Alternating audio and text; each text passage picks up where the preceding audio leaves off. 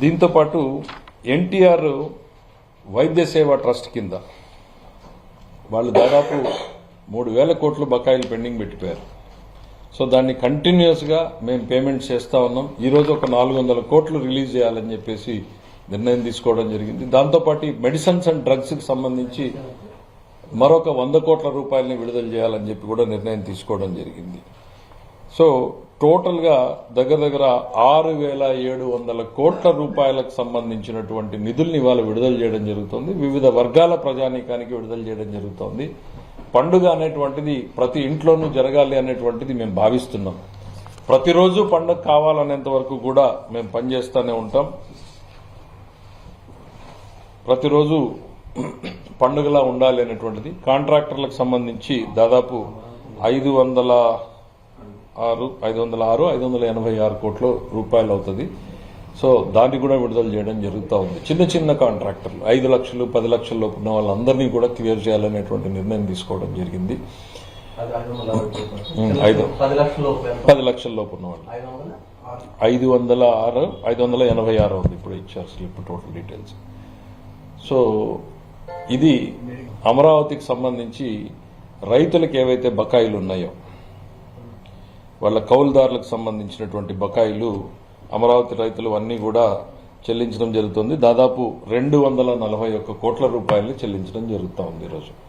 అంటే ఒకవైపు గత ప్రభుత్వ బకాయిల్ని చెల్లిస్తూ, మరోవైపు డే టు డే అడ్మినిస్ట్రేషన్ ని రన్ చేయడానికి ఎక్స్పెండిచర్ పెడుతూ, మరోవైపు భవిష్యత్తులో పెట్టుబడులు తేవడానికి పరిశ్రమల పెట్టుబడులు కావచ్చు, లేకపోతే రోడ్లని బాగు చేయడానికి కావచ్చు, లేకపోతే సాగునీటి కాలువల్ని బాగు చేయడానికి కావచ్చు, ప్రాజెక్టులు కట్టడానికి కావచ్చు, ఇవన్నింటికి నిధుల్ని సమకూర్చి ఈ రాష్ట్రాన్ని మళ్లీ పరుగులు పెట్టించే దిశగా ఇవాళ ప్రభుత్వం పనిచేయాలనేటువంటి లక్ష్యంతోనే మేము ముందుకు పోతా ఉన్నాం. ఎస్, ఇది కష్టమైనటువంటి పని అని మాకు తెలుసు. చాలా ఇబ్బందికరమైనటువంటి పరిస్థితుల్లో ఈరోజు ప్రభుత్వం నడుస్తూ ఉంది. పదే చెప్తా ఉన్నాం. ఎందుకు అనంటే ఇవన్నీ చేయగలుగుతున్నాము అనంటే అక్కడ నిధులుండి కాదు, నిధులని సమీకరించుకుని. మీరు చూసే ఉంటారు కేంద్ర ప్రభుత్వంతో మేము చేస్తున్నటువంటి ప్రయత్నాలు. కేంద్రం నుంచి వచ్చినటువంటి సహకారంతో ఇవాళ మేము ఈ కార్యక్రమాలన్నింటినీ చేసుకోగలిగాం. సంక్రాంతి అనేటువంటిది ప్రతి ఇంట్లోనూ జరగాలి, ప్రతిరోజు పండగలాగానే ఈ రాష్ట్రం ముందుకు నడవాలి అనేటువంటిదే మా అందరి తపన కూడా. ఈ ప్రభుత్వం కష్టాలను అధిగమించడానికి ఇంకా టైం పడుతుంది. ఒక ఆర్థిక మంత్రిగా నేను పదేగా చెప్పేది ఏంటంటే ఇది మంత్రదండంతో ఓవర్ నైట్ అయ్యేటువంటిది కాదు. మేము చెప్పినటువంటి ప్రామిస్లు అన్నింటినీ కూడా నిలుపుకుంటాం. ఇప్పటికే ఇంప్లిమెంట్ చేశాం. రాబోయేటువంటి నెలల్లో మిగిలిన వాటిని కూడా ఇంప్లిమెంట్ చేస్తున్నాం అనేటువంటి చెప్తూనే ఎన్ని కష్టాలున్నా సరే, ఎన్ని ఇబ్బందులున్నా సరే, ఒక్కొక్కటి చిక్కుముడి విప్పుకుంటూ ఒక్కొక్క దాన్ని అధిగమించుకుంటూ చెప్పినటువంటి ప్రామిస్లని, పాత బకాయిల్ని కూడా చెల్లిస్తున్నాం.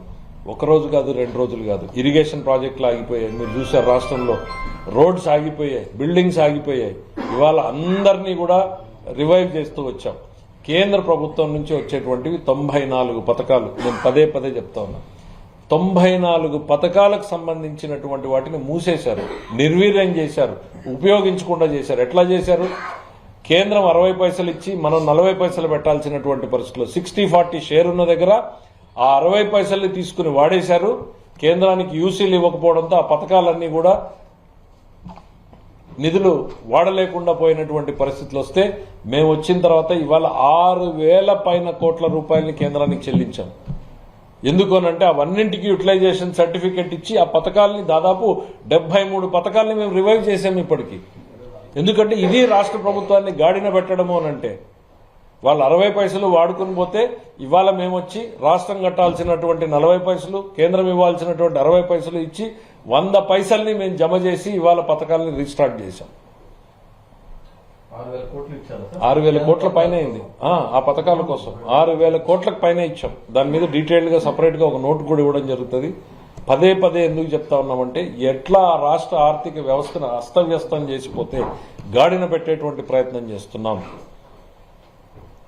మేమందరం కూడా ఒకే లక్ష్యంతో ఉన్నాం. ఈ రాష్ట్రాన్ని చంద్రబాబు నాయుడు గారి లీడర్షిప్ లో పరుగులు పెట్టించే దిశగా ఆయన ముందుకు తీసుకెళ్తా ఉంటే ఆయన వెనకాల ఈ రాష్ట్రంలో ఇచ్చినటువంటి ప్రతి మాటని, ప్రతి హామీని మనం నిలబెట్టుకుని ముందుకు సాగాలి అనేటువంటి ఆలోచనతోనే మేము అందరం కూడా కష్టపడి పనిచేస్తా ఉన్నాం. ఈరోజు రాష్ట్ర ప్రభుత్వం ప్రజానీకానికి సంక్రాంతి శుభాకాంక్షల్ని ఈ సందర్భంగా ప్రతి ఒక్కరికి కూడా తెలియజేసుకుంటూ ఈ ప్రభుత్వం మీది.